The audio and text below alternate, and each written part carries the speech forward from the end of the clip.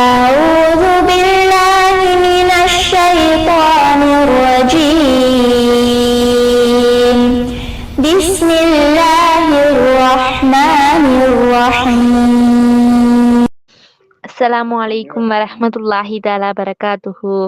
5 நிமிட மதரசாவிலிருந்து உங்களுடன் நான் ஒரு சிறிய தகவலை பகிர்ந்து கொள்கிறேன்.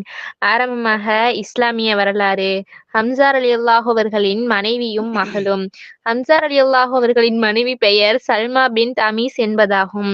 சல்மாவின் தங்கை அஸ்மா பின்த் அமீஸ் என்பவர் அலி ரலியல்லாஹு அவர்களின் அண்ணன் ஜாபர் இப்னு அபூ தாலிப் ரலியல்லாஹு அவர்களின் மனைவியாவார். இவ்விரு சகோதரிகளும் முஃமின்களின் சகோதரிகளாவார் என நபி ஸல்லல்லாஹு அலைஹி வஸல்லம் அவர்கள் கூறினார்கள். இவ்விருவரும் ஆரம்ப காலத்திலேயே இஸ்லாத்தில் இணைந்தவர்கள். அலிமா தனது கணவர் ஜாபர் ரலியல்லாஹு அவர்களுடன் ஹபசாவுக்கு ஹிஜ்ரத் சென்றவர். ஆனால் சல்மா தனது கணவர் ஹம்ஸாவுடன் மக்காவிலேயே இருந்தனர். அவர் அம்மாரா என்ற பெண் குழந்தையை ஈன்றெடுத்தார். ஹம்ஸா ரலியல்லாஹு அவர்கள் உஹது போரில் ஷஹீதான பொழுது போரில் இருந்து மதீனா திரும்பிய முஸ்லிம்களிடம் அந்த குழந்தையை அம்மாரா ஓடோடி வந்து, என் தந்தை எங்கே என கேட்டது. ஹம்ஸா ரலியல்லாஹு அவர்களின் கொடூரமான ஷஹாதத்தை கூற மனமின்றி கதறி அழுதார்கள். இறுதியாக அலி ரலியல்லாஹு அவர்களிடமும் அந்த குழந்தையை தம் தந்தை பற்றி கேட்டது. அவர்கள் அந்த குழந்தையை வாரி அணைத்து தேம்பி அழுதார்கள். அனைத்து சஹாபா பெருமக்களும் அக்குழந்தையை அனாதையானதை நினைத்து அழுதார்கள். ஹஸ்ஸன் ரலியல்லாஹு அவர்கள் சில கவிதைகள் பாடி குழந்தைகளுக்கு ஆறுதலும் தேறுதலும் கூறினார்கள். இரண்டாவதாக அல்லாஹ்வின் ஆற்றல். மனிதன் உருவாக்கம். அல்லாஹு தஆலா மனிதனை சிறப்பான அழகான முறையில் வார்த்தெடுத்து உபயோகமான உறுப்புகளை மிக நேர்த்தியாக பொருத்தினான். பார்க்கும் திறனை கண்ணுக்கும், கேட்கும் திறனை காதுக்கும், சிந்திக்கும் திறனை மூளைக்கும், உணவு ஜீரணிக்கும் திறனை இரைப்பைக்கும் அருளினான்.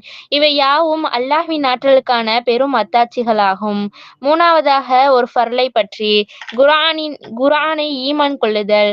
அல்லாஹ் கூறுகிறான், இறை நம்பிக்கையாளர்களே, நீங்கள் அல்லாஹ்வின் மீதும் அவனுடைய தூதர் மீதும் தூதர் மீது இறங்கிய இவ்வேதத்தின் மீதும் இதற்கு முன்னர் இறங்கிய வேதங்களின் மீதும் நம்பிக்கை கொள்ளுங்கள். விளக்கம். புனித குர்ஆனை அல்லாஹ் இறக்கி அருளிய வேதம் என்றும் அதன் ஒவ்வொரு எழுத்தும் உண்மை என நம்புவது ஃபர்லாகும். நான்காவதாக ஒரு சுன்னத்தை பற்றி. பயணத்திலிருந்து திரும்பும் முறை. நபி ஸல்லல்லாஹு அலைஹி வஸல்லம் அவர்கள் பயணத்திலிருந்து திரும்பி வந்ததும் முதலில் பள்ளிவாசலுக்கு சென்று 2 ரக்அத் தொழுவார்கள். பிறகு மக்களை சந்திப்பார்கள். பின்பு வீட்டுக்கு செல்வார்கள். ஐந்தாவதாக ஒரு முக்கிய அமலின் சிறப்பு. முஸ்லிம்களின் தேவையை நிறைவேற்றுவது. ஒரு முஸ்லிமின் சிரமத்தை நீக்கினால் மறுமையில் அவரின் சிரமத்தை அல்லாஹ் நீக்குவான். மேலும் ஒரு முஸ்லிமின் குறையை மறைப்பவரின் குறையை மறுமையில் அல்லாஹ் மறைப்பான் என நபி ஸல்லல்லாஹு அலைஹி வஸல்லம் அவர்கள் கூறினார்கள். ஆறாவதாக ஒரு பாவத்தை பற்றி. பாவத்தை வெறுக்காததும் பாவமே. இவ்வுலகில் ஒரு பாவம் நடைபெற்று அவ்விடத்தில்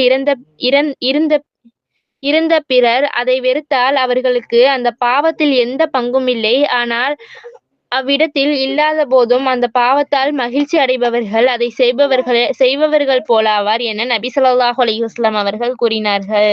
ஏழாவதாக உலகத்தை பற்றி. இம்மை மறுமையின் சுவை. அபு மாலிக் அஷ்அரி ரலியல்லாஹு அவர்களுக்கு மரணம் நெருங்கிய போது, மக்களே, நபி ஸல்லல்லாஹு அலைஹி வஸல்லம் அவர்கள் கூறியதை நான் உங்களுக்கு கூறுகிறேன், நீங்களும் அதை பிறருக்கு கூறிவிடுங்கள் என அறிவுறுத்திய பிறகு, இவ்வுலகின் இனிமை மறுமையின் கசப்பாகும், இவ்வுலகின் கசப்பு மறுமையின் இனிப்பாகும் என்றார்கள். எட்டாவதாக மறுமையை பற்றி. விசேஷ அடியார்களின் வெகுமதிகள். அல்லாஹ் கூறுகிறான், ஆயினும் களப்பற்ற நல்லெண்ணமுள்ள அல்லாஹ்வின் அடியார்களே, அவர்களுக்கு மேலான ஆகாரம் சித்தப்படுத்தப்பட்டுள்ளது. அதுதான் இன்பமான கனி வகைகள் அன்றி அவர்களே கண்ணியம் அளிக்கப்படுகிறார்கள்.